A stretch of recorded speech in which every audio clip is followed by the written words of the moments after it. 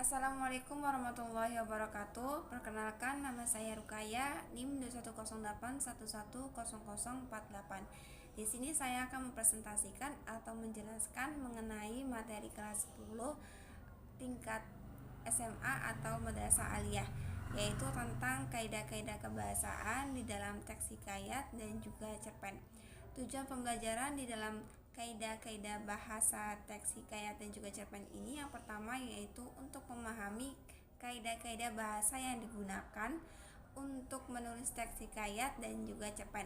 Dan yang kedua yaitu menulis gagasan, pikiran, pandangan, arahan atau pesan tertulis untuk berbagai tujuan secara logis, kritis dan reflektif dalam bentuk teks fiksi serta mempublikasinya di media cetak ataupun digital.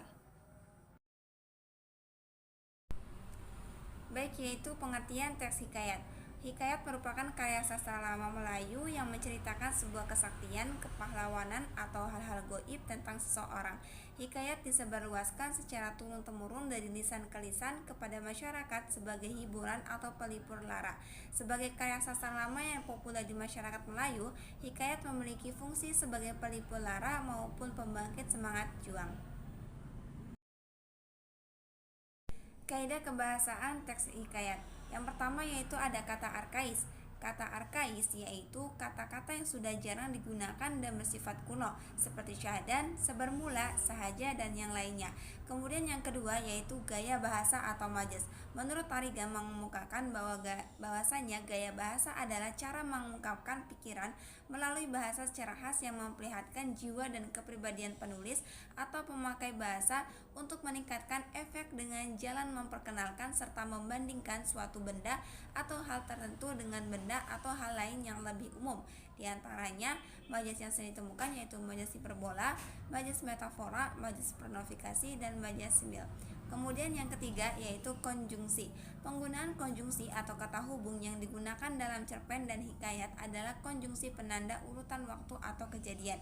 Konjungsi tersebut digunakan untuk menyatakan urutan peristiwa atau kejadian berdasarkan waktu terjadinya, baik waktu sebelumnya, saat, atau setelahnya, misalnya ketika, selanjutnya, sebelumnya, dan yang lainnya. Selanjutnya yaitu adalah kaidah kebahasaan cerpen, yaitu yang pertama banyak menggunakan kalimat bermakna lampau yang ditandai oleh fungsi keterangan yang bermakna kelampauan seperti ketika itu dan yang lainnya.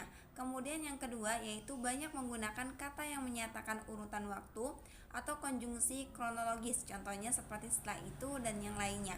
Kemudian yang ketiga yaitu banyak menggunakan kata kerja yang menggambarkan suatu peristiwa yang terjadi seperti menyuruh dan yang lainnya, yaitu banyak menggunakan kata kerja menunjukkan kalimat tak langsung sebagai cara menceritakan tuturan seorang tokoh oleh pengarang. Kemudian yang kelima yaitu banyak menggunakan kata kerja yang menyatakan sesuatu yang dipikirkan atau dirasakan oleh sang tokoh. Kemudian yang keenam yaitu menggunakan banyak dialog seperti ditandai tanda petik ganda. Kemudian yang ketujuh yaitu menggunakan kata-kata sifat atau descriptive language untuk menggambarkan tokoh, tempat, atau suasana. Nilai-nilai dalam teks hikayat. Yang pertama yaitu ada nilai agama, dan yang kedua yaitu ada nilai sosial, dan yang ketiga yaitu ada nilai moral, dan yang keempat yaitu ada nilai estetika, dan yang kelima yaitu ada nilai budaya.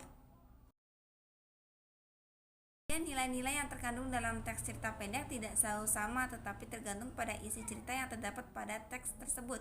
Biasanya, menurut Suhaili, 5 nilai yang ada pada teks cerpen yaitu nilai agama, nilai sosial, nilai budaya, nilai politik, dan nilai moral. Cukup sekian dari saya, kurang lebihnya mohon maaf. Wabillahi taufiq wal hidayah. Wassalamualaikum warahmatullahi wabarakatuh.